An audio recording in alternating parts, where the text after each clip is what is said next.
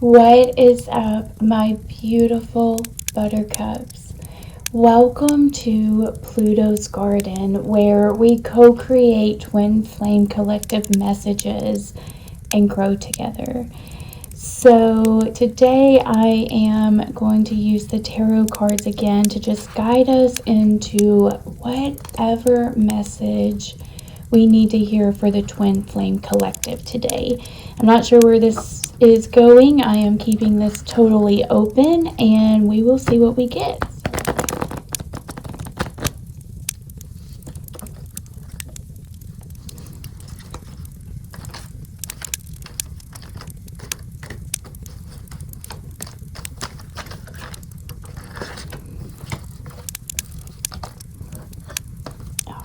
Let's draw our card. We get the Lovers reversed. So this is very interesting. So with the Lovers, when I look at this particular card, and I'm using the Light Seers tarot deck again. It's beautiful artwork on there. But what I see is two people that are intimately bonded. And the masculine is staring into the feminine's eyes. And you can just tell that there is a safety and there is a divineness about this union, about just how much trust and love and safety is there. And this tarot card is actually coming up in the reverse. So what that's telling me is that the specific person that I am channeling for today, they are not in harmony with their union partner. So whether you resonate with the divine masculine or the divine feminine, whichever one you resonate with the most, there is a disconnect. And that has been what has been coming through in all of the readings here lately. There is a big disconnect there, and it's a major roadblock. You know, along this journey, there have been roadblocks that you can easily get over where one person just has to compromise, and it may have taken a second for them to come around, but this is a major roadblock. And whatever this is, it's really, I feel like whomever I'm speaking to today, this is such a major roadblock that it's almost a misalignment in your values, your core values. There's some type of misalignment there. I mean, that's how big this issue is. And it could even be a misalignment in what direction that you want to head in life. You could have one partner wanting to go one way and another partner going another. Whatever this is, it is a major division, and it's going to be a lot of, I just saw workers working on a road, a lot of road work, but a hard work is what I think Spirit's trying to show me. It's going to take a lot of work to get through this because this is a major divide. I almost see like the Grand Canyon, and one of you is on one end, the other is on the other end. You love each other. There is a connection that even surpasses the deepest canyon. You're still connected, but this one is a big one that you're going to have to work through, and the masculine's going to have to work through too. But whatever it is, this union is sacred, and it is meant to come into union, and both sides have to get vulnerable in order to do that. And you have to get intimate. When I say intimate, I don't just mean physically, like you have to bear your souls together. I mean, both of these, in this particular image on the card that came up, neither one of them are wearing clothes. They are just naked and seen in front of one another. For everything that they are seen and held. They're holding one another and supported. And it's just like, that is so possible with this union. Whomever I'm channeling, you are able to bring it into union, but along the way you've had to heal, and this one's going to be a big one. So I definitely see that whomever I'm talking to is definitely a disconnect there, and it's a big one. So let's actually see what is going on with the divine feminine. What is she feeling right now in the collective twin flame? What is the divine feminine feeling? What any advice can I give her? What is she feeling? Anything that I can give her just to confirm what she is feeling. Because I know the divine feminine is very connected to her intuition and already knows. She just needs some confirmation. Okay. So we get the Judgment card. But this is actually really, really beautiful. So when I see this card, and it was upright. It's gorgeous in color, by the way. It's just absolutely gorgeous. I have all my candles lit. I wanted to do a reading with just candlelight. So I believe this image is like a blue-green. I'll have to look at it when I actually am in the light. But the candlelight's showing a blue-green, and it's just gorgeous right now underneath this candlelight. And it looks to... Okay, so the card is speaking to me for the specific feminine that she is free of judgment. In this picture, she's looking up, and you can see her spirit above her just being free. And I really feel like this time, you know, the feminine in the past or in past relationships may have judged herself if she stood up or stood a boundary or knew the masculine needed something and she didn't give it to him. Because this is the thing with the divine feminine in this relationship. One of the hardest things is that she can sense what the divine masculine wants. And sometimes it's really hard to put a boundary up because you know what the divine masculine like wants or needs in that moment, even though it goes against what you stand for. And we just intuitively give in, or we physically give in and go against our intuition is what I really mean by that. And it's just like this time, this go round, you know, your divine feminine and divine masculine go through cycles, and there's just always going to be these cycles, even though those are annoying. There are always cycles, but this time the feminine is just standing in her power, free of judgment for herself, for the masculine. Like it's almost as though she can take herself out of the situation and just see he's a hurt little boy. And she can also see that her inner girl has been wanting someone to stand up for her for a long time now. And this feminine is starting to stand up for her inner child more, her inner little girl. And so I just see her standing up, but just being completely free of judgment. And it also just, I feel as though this feminine's really in a reflecting stage. She's going back through her past and just noticing patterns, noticing trends, like noticing things that really do not resonate for her. And when they come up in the physical, she's just super reflective of what's going on. And she knows that there's a greater lesson, but it's almost as though she's just in this reflection time. It's not like you're doing anything about it. You're just reflecting, and you're getting to a point where you're going to make an action. Something is just so misaligned right now, and you're tolerating it, but it's kind of like you're biting your tongue. You don't want to say anything, but it's getting to the point where you're at capacity, and you're going to have to just put your foot down, be the sovereign divine feminine that you are, and not allow this masculine to cross any boundaries that he is, or if he's not respecting you or trusting your intuition or your psychic skills, or there's so many things like he could be dropping the ball on. It's like this feminine is getting to the point where she's gonna rise, and she's not gonna feel bad for what she did. Okay, she's free of judgment. She's gonna put her foot down and be like, no, this is not happening. Whatever it is, it's almost like the masculine wants to come through and do something, and the feminine is like, no, this is not how this relationship is going. You are a leader, yes, but like if you're gonna lead and not be a sovereign masculine, then I'm gonna step in and take care of things, because this is just not gonna happen.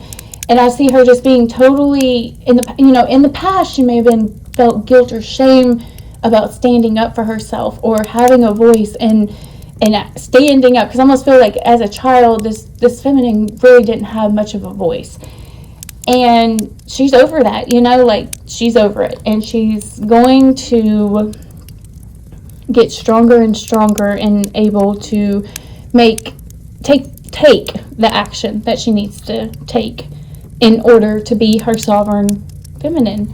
And if this means having to do something without the masculine and not having the masculine there, then she will step up to it. It just reminds me of the women during the American War, and all the soldiers had gone, and the women back home really had to step up. It was just so much things, war propaganda that was going on, that just where the women had to step up, and that's what I feel like is going on. It's like the men have dropped the ball, or the men are away and not able to fully support the feminine in this relationship, and the women are taking a stand and they're getting things done, but they haven't made a move yet. Okay, they're still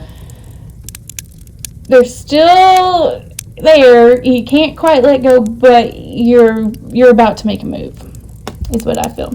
Okay, so let's look at the masculine. What is the divine masculine feeling in this relationship, in this collective?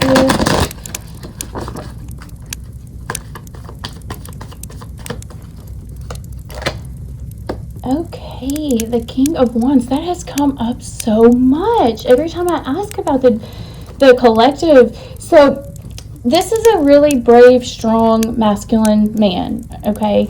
And the person that's resonating with the divine masculine, I mean, in this picture, a lot of red has also been coming through in all of these cards. I know in the Judgment card, it was more like a blue and green, so heart and throat, but a lot of red. So this masculine's wearing red, which just reminds me of a grounded masculine, but there's a lion in the background, so he's brave, and he's protective, and he's fierce, and he's not afraid to go after what he wants, and he's confident, and he's a leader, but he knows how to lead in just a way that isn't forceful. This is just a brave masculine that knows how to handle business. Okay, so what I feel like is the masculines are coming into their divinity, really. They're, when I see a lion, I think of king of the jungle. And when I think of a king, I think of purple. And when I think of purple, I think the crown chakra. So I think this is the masculine seems to be heading towards a secure masculinity where they are brave and fierce and protective and loyal and all of these things, but yet not forceful, not overbearing, not in these ways where you just bulldoze over and not have some sensitivity about you. That's the one thing I love about Leos.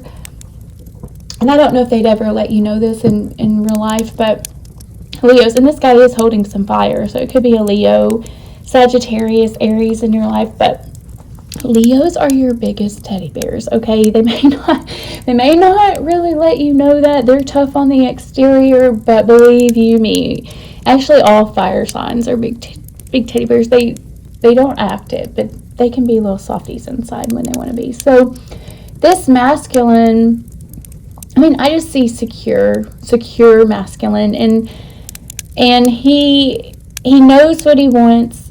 I have gotten this multiple times in the past couple of readings. This masculine's happy. This masculine's happy with you. He knows you're the feminine that he needs in life. He knows you're his partner. He is connected to you, and he does want to make this work, but it's just we've grown up with all of these traumas and all of these different bonds and attachment styles and all of these different things and dynamics that we had with our parents, and we're trying to live together in this world while trying to solve all of these traumas, and it is exhausting, but in the end it's all going to pan out and be okay. But the journey, if it didn't have challenge, I guess we wouldn't feel rewarded. And this journey definitely has a lot of challenges. But I really feel like that the masculine in this particular relationship, he is finding himself in situations where he needs to make a choice, a decision. He needs to be a masculine. And he needs to step up and do whatever he's not doing. And right now, he's in a transition phase.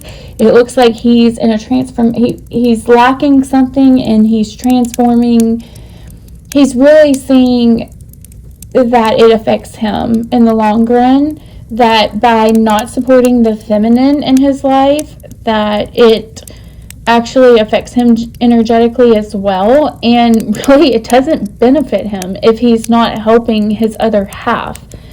And it's about time that these masculines have just come to the realization, or they need to. This is the ultimate lesson that they're learning right now. They're on a mission to learn about the importance of the feminine in their dynamic.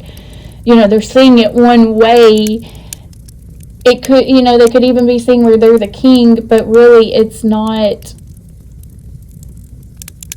in a healthy way. So this masculine is just finding himself in all kinds of situations where he is being called to lead, and to lead in a very sovereign, healthy way.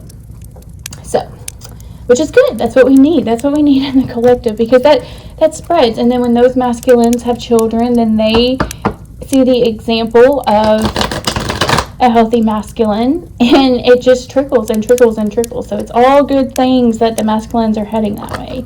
So let's find out, where is this relationship headed? Are we headed towards any type of union where we're coming together? Are we just going to have some battles for a while? What does it look like? All right. Ooh, I love this one. Oh my gosh, this is so beautiful. Oh my gosh, and it's purple.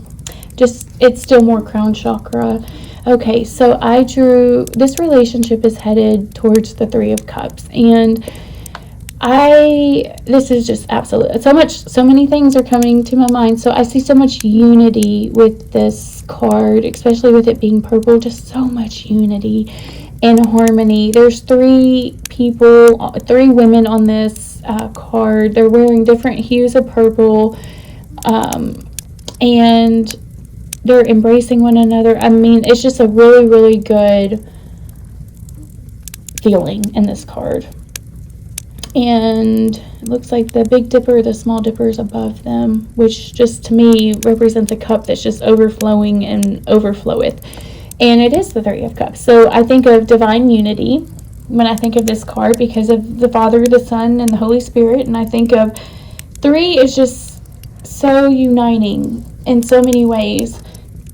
Even though you would think 2 would be the most uniting number, it's really 3, because it's like it brings something that you've both created into the world, and that's what ultimately brings the glue that unites, because the twin flames have brought something into this world that is beautiful and just harmonious. And this card reminds me of the 3 sisters, and I don't know, have any of you ever heard of that story with the 3 sisters? It's a Native American story.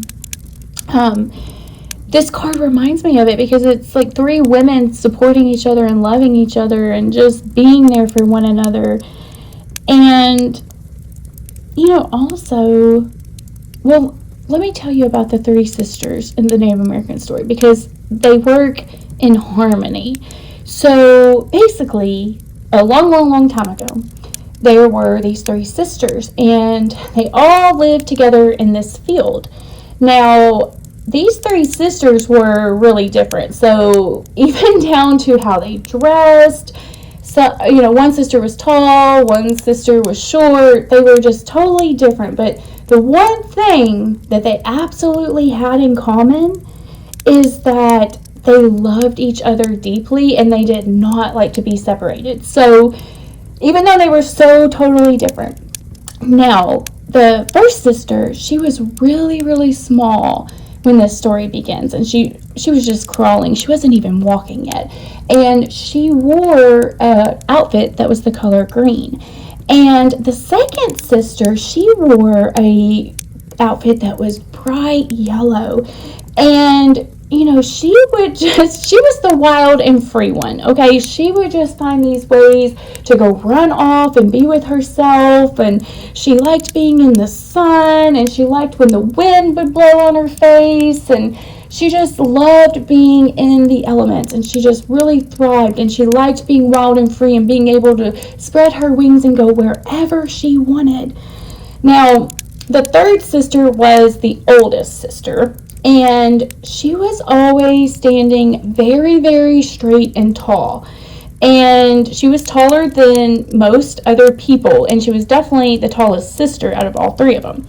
Now, she was the older sister, so she loved protecting both her younger sisters. I guess they both be younger for her. Now, she was green, but she wore this pale green shawl. That's the best way that I know how to explain it. And she had blonde hair that would just flow in the wind when the wind was blowing. So she was just absolutely gorgeous with that blonde hair.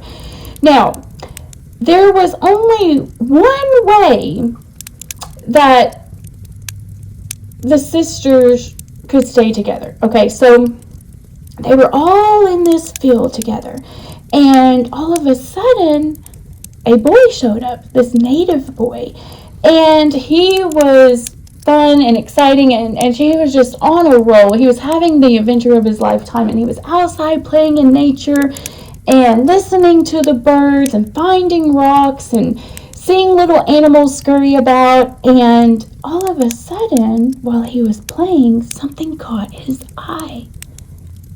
And so he stopped and he looked around and he took a moment because he saw three sisters. Now, later that summer, the youngest sister, the one that was green, the one that was small, she disappeared, okay?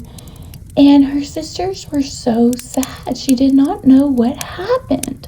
Did the little boy take her? Well, the little boy came back to the field to gather the reeds at the water's edge because he was going to use them.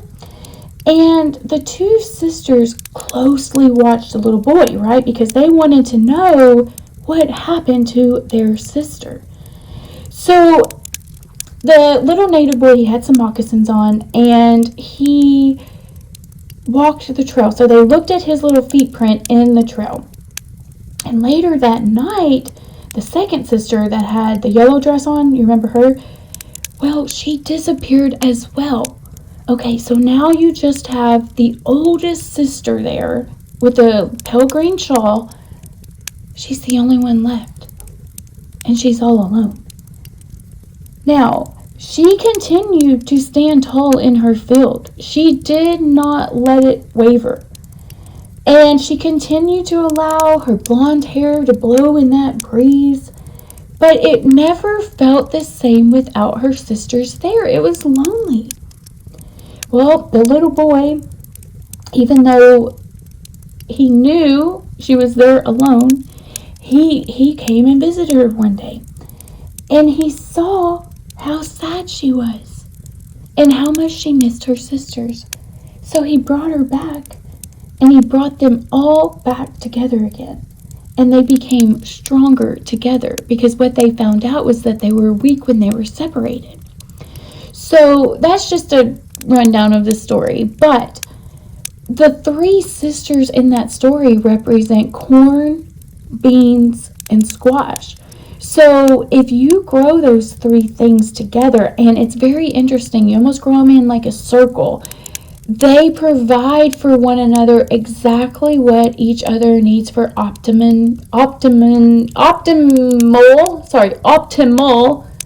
growth.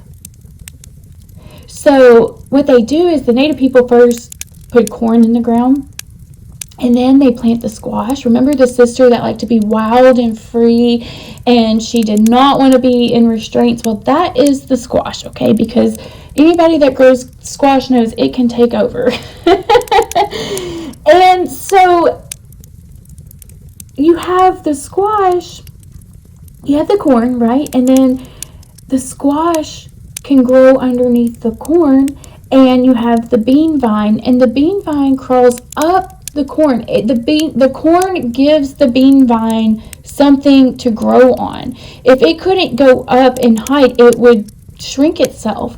But because the corn is there, it allows the bean to grow so much bigger. And the squash that's on the bottom, it provides, I believe it's shade. There's one of them does nitrogen. I know one plant I can't remember the exact story because I'm just doing this off the top of my head, but one of them gives nitrogen, one of them provides shade, one of them gives the beans the ability to grow. And because they work together and they are in harmony, everything flows at the best it can flow. It's at its like apex of completion. And so that's where this relationship is heading. This relationship is heading towards union. But it's just these little kinks that we have to work out along the way that, I know it just seems like a little storm, but the storm will be over, because this is definitely a divine union that is coming in. But the feminine has to stand her ground, because that masculine, he has to learn some lessons. Okay, so I'm going to draw an oracle card. This is going to be from the chakra oracle card deck. I'm going to just see, is there anything that the Twin Flame Collective can do this week that can help them with this relationship? Because I know there's a lot of tension, a lot of ups and downs. Okay, gratitude. Beautiful. Okay, let me go to the guidebook. Give me one moment.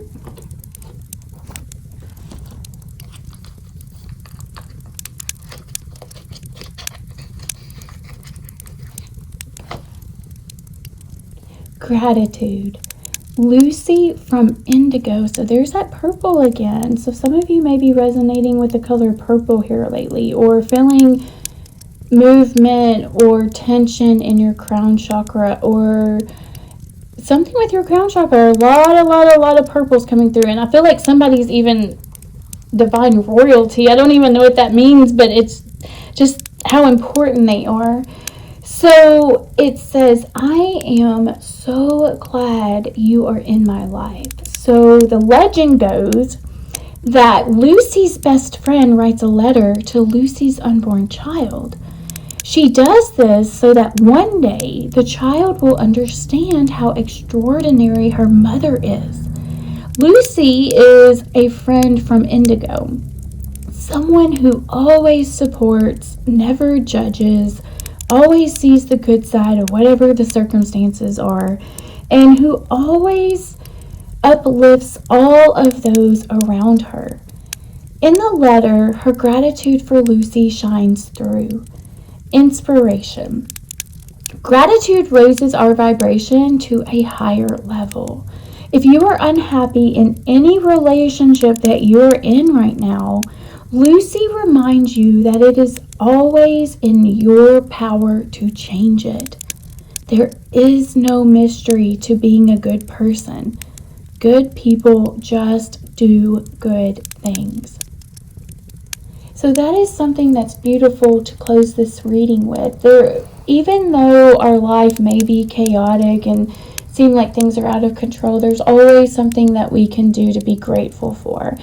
And whether that's our friendships, our family, our close loved ones, having someone that does unconditionally love us, whatever that may be, there's so many things. A roof over our head, food in our bellies, things to be thankful for.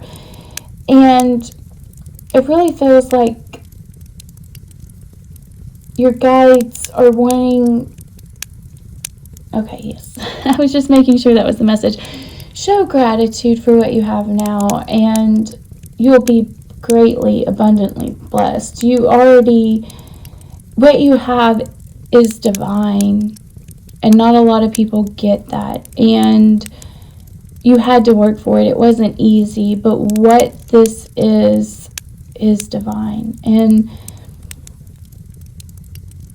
even in the storm, there are still things to be thankful for, and your spirit's just reminding you to remember the little things along the way that you have accomplished, that you have done, that you do have yourself in the position of now. So thank you so much for listening today, and I look forward to seeing you in the next reading. Mwah.